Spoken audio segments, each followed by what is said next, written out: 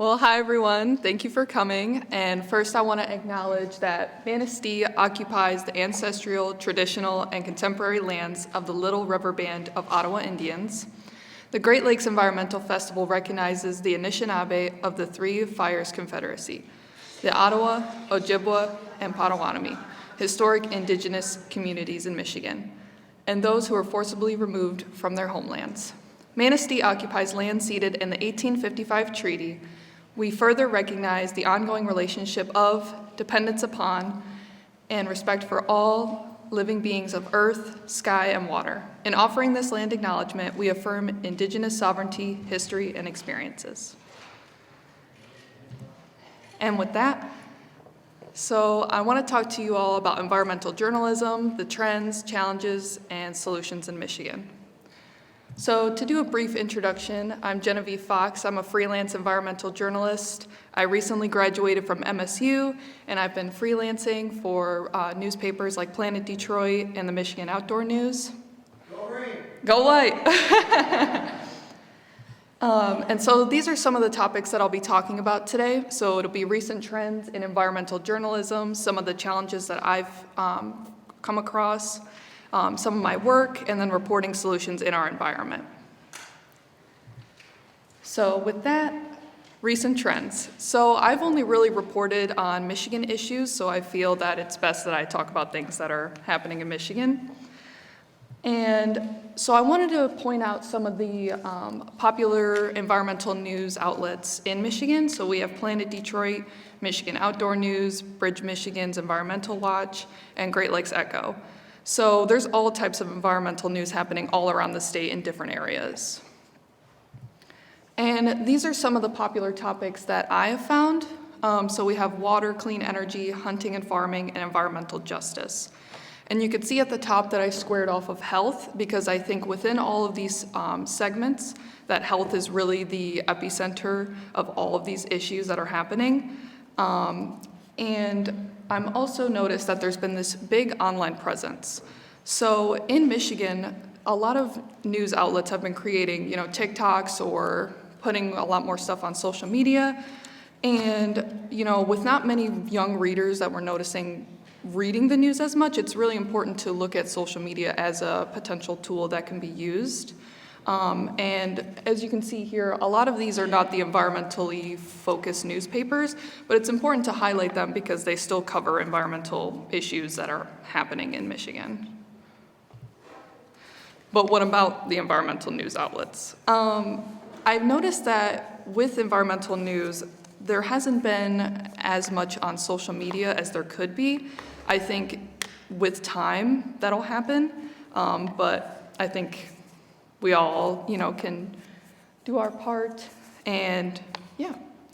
So then we have the challenges that I've noticed of covering climate topics.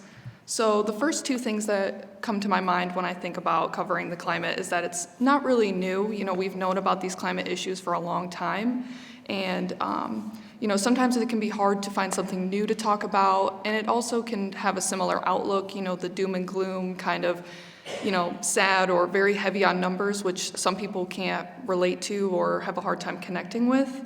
And it's also not easy. You have a lot of people against you, and you have a lot of people who also don't believe that climate change is real or a lot of these environmental things happening. So that's always a really tough challenge. And also in my search, I looked at the top 4 newspapers that are in Michigan, and I found that environment was not really something that was in the top things that they talked about. And that's a really big problem because we see that local news is something that's more trusted across our audience.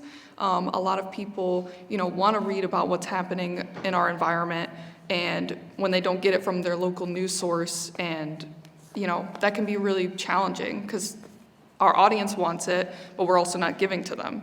So, and also science can be hard to convey. Science is not the easiest thing to talk about, and it can be complicated for the average person to understand.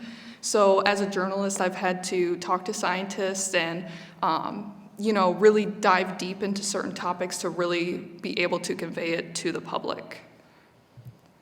And going back to TikTok, a lot of people are getting their news source from online sources. And, much of the news that's on TikTok is not really environmental news. And that's kind of a problem because then that means the younger population might not be getting this environmental news that, that they should be getting. And also we notice that with social media, sometimes there can be things that aren't as truthful or can be misleading. So we need to look at social media as a way of how can we spread impactful and truthful news. But the good news is that environmental reporting is on the rise. We've seen in 2021 that it's at the all-time high. And we're also seeing that different voices and different people are speaking out about issues too, which is really important because obviously not everyone's experiences are the same. So we really have to bring out, diverse voices in the conversation. And I'll talk a little bit about my work in environmental journalism. So this is a little bit of a career timeline. I began reporting on the environment with Her Campus, which is an online women's news outlet. And then I wrote for the Spartan Newsroom, where I wrote my first environmental piece. I began writing for Great Lakes Echo, and that's where I kind of got into podcasting and making these TikToks. That's really where I got into that. And then I worked at a radio station for a while for WKAR, and now I'm freelancing, and I'm also the managing editor for The Keel, which focuses on issues that are happening in the Port Huron area. So just to highlight a little bit, so this is one of the podcasts I did with Great Lakes Echo. It's about Forgotten Harvest and their mobile food market, that they're able to go into different areas that might need food.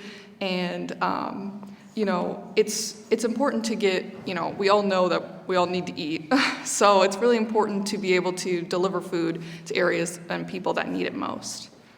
And also on here is a TikTok, but I don't think it's showing up. Oh, there it goes. And also at WKAR, I was able to get experience in photography. So I've been able to convey environmental news through different mediums, which is really great because not everybody, can understand a subject the same way. So it's important to explore different mediums. And as I said before, environmental news is happening all around Michigan. And here you can kind of see that, it's happening in the Detroit area, but it's also happening all the way up in the Keweenaw Peninsula. So environmental news is everywhere in Michigan, everywhere. And then lastly, I want to talk about reporting solutions in our environment. So to highlight that is the Solutions Journalism Network. So their mission is to, lead and kind of shift on how we report on journalism topics, as I kind of mentioned before about the doom and gloom. So now there's this kind of focus on, there's this problem and how can we fix it and, why does this matter? And some of the pillars that we can focus on is the response, insight, and evidence. So obviously the response to this problem, what have we kind of learned about it? What is the evidence that it works or doesn't work? And some of the limitations, because every problem has a limitation. And I got into solutions journalism with Great Lakes Echo. We collaborated with their news team, and we were able to create solution stories. So this really impacted my work because now every time when I create a story, I try to look for a solution. And you might be thinking, well, does it work? And yes, we've seen that reporting on solutions does work, and it makes people interested more in the topic. When you kind of focus on such like a negative or, there's this problem, but we have no, solution for it, it can make people not as interested and wanting to learn more. So I think it's really important that, we focus on finding problems to these, to these solutions. And concluding, so moving forward, if you take anything away from this presentation, it's staying on top of trends, focus on community and solutions outlook. I think as we move forward, in environmental issues, I think the really most impactful news that we can do is focusing on our community and focusing on the solutions to these communities, because all of us working together, we can make a really big impact. Thank you.